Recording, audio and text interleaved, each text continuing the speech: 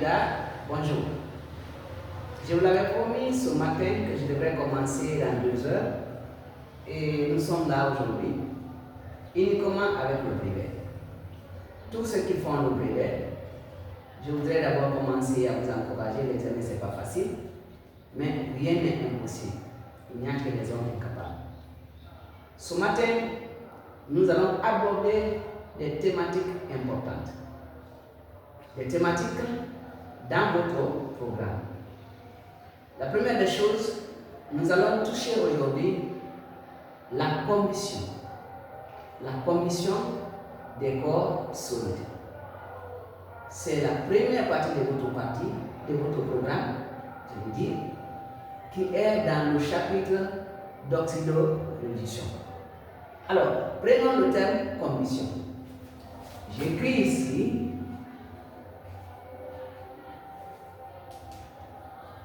combustion. La combustion, c'est quoi?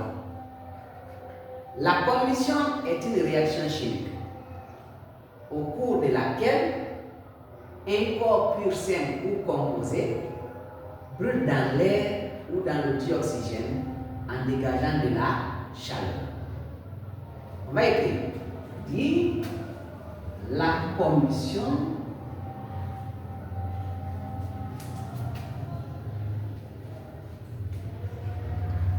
est une réaction chimique au cours de laquelle un corps pur, simple ou composé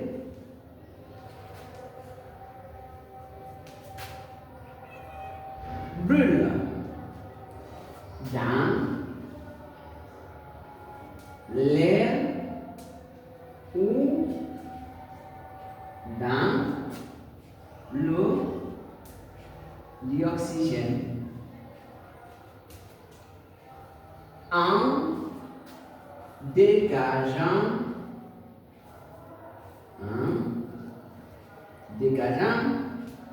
de la chaleur. Voilà. Donc, prenons ici les éléments essentiels. Le corps pur simple, le corps pur composé. Il y a 2 types de corps. Le corps pur simple, le corps pur composé. C'est ce que nous voyons dans la définition. Le corps pur simple, c'est un corps constitué d'un seul élément. Le carbone, l'hydrogène, l'aluminium, l'azote, l'oxygène, ils sont constitués d'un seul élément. On dit que c'est un corps pur simple. Maintenant, le corps pur composé, c'est un corps constitué de plusieurs éléments. L'oxyde d'aluminium, dioxyde de carbone, oxyde de soufre, dioxyde de soufre ou trioxyde de soufre encore. Il y a beaucoup de corps composés et il y en a aussi beaucoup de corps simples. Ce qu'il faut savoir, quand le corps pur et simple, il est constitué d'un seul élément.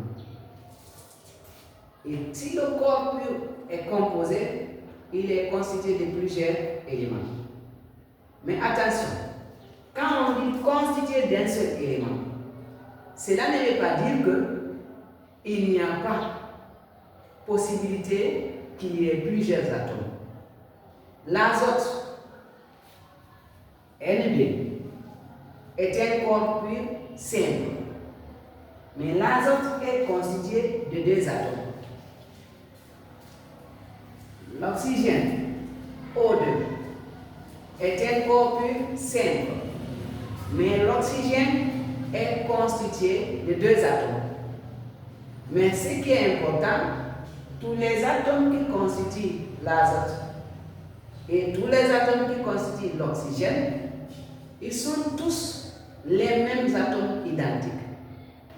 On dit donc, ce sont les corps purs simples.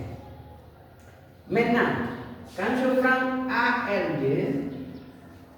Al2O3, c'est un corps qui a 2 atomes d'aluminium, 3 atomes d'oxygène. Donc, le fait que ce corps-là est constitué des atomes différents, on dit que c'est un corps pur composé. Vous prenez le CO2. Il est constitué de carbone et constitué de l'oxygène. Le fait qu'il y a 2 atomes différents, le carbone différent de l'oxygène, on dit que c'est un corps composé. Maintenant, que ce soit le corps simple, que ce soit le corps pur composé, lorsque les corps la brûlent dans l'air ou dans le dioxygène, ils dégagent de la chaleur, on dit donc que c'est la combustion.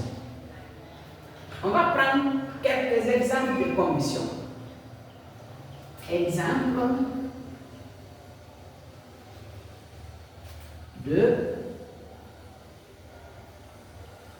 combustion.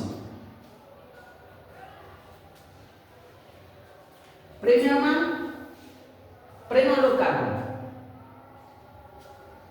Le carbone, combustion du carbone.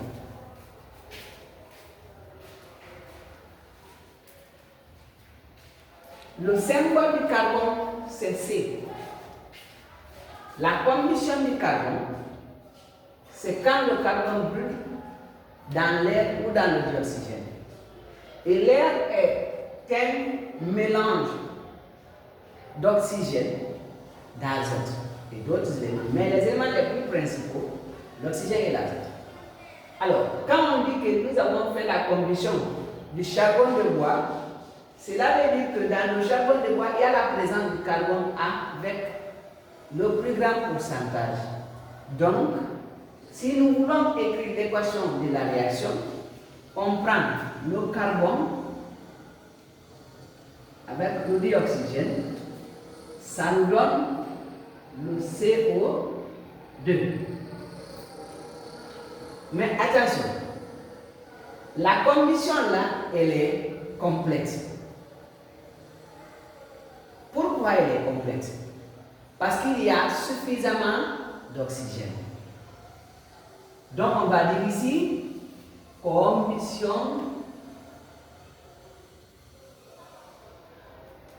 complète.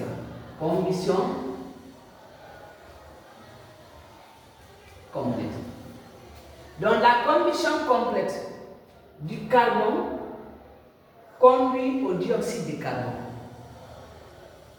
Maintenant, comment on lit ça en chimie?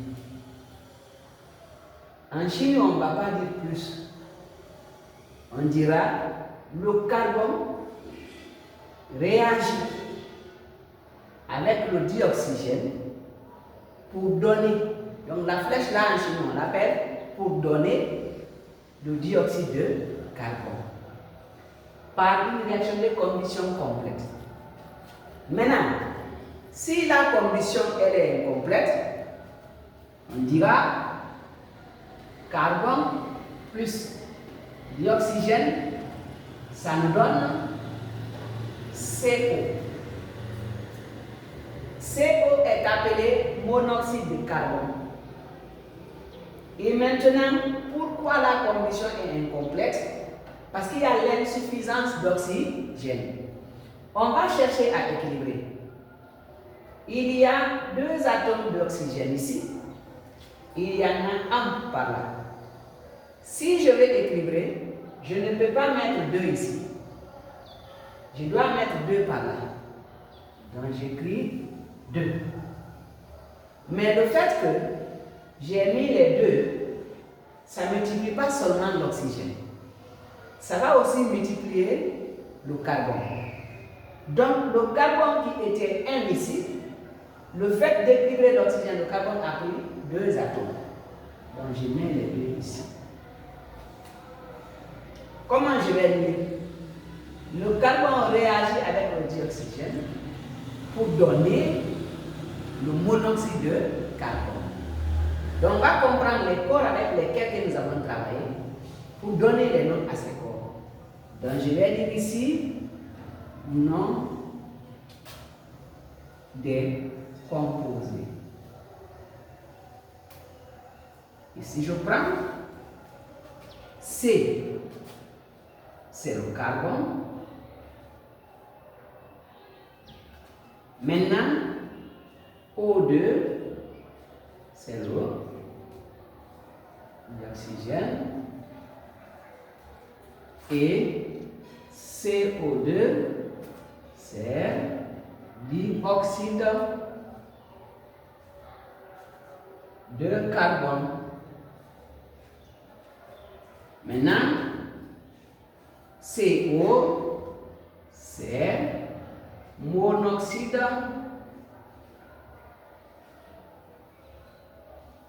de carbone. Vous voyez? Carbone symbole C, dioxygène, di à cause des deux. Un seul atome d'oxygène, on appelle oxygène. Mais si les atomes d'oxygène sont pris 2 fois, on dit dioxygène. Maintenant, dioxyde de carbone, c'est lui qu'on appelle le gaz qui trouble l'eau de chaud. C'est sa caractéristique principale. Ce gaz-là, en contact de l'eau de chaud qu'on appelle hydroxyde de calcium, ça forme le carbonate de calcium, qui est donc du calcaire. On dit que l'eau de chaud est troublée. Et lui, le monoxyde de carbone, sa caractéristique principale, c'est un gaz très toxique. Alors, lors de la combustion du carbone, pour résumer, si la combustion est complète, vous obtenez un gaz qui trouble l'eau de chaud. Ce gaz-là, c'est le dioxyde de carbone. Si la combustion est incomplète, on va écrire ici, combustion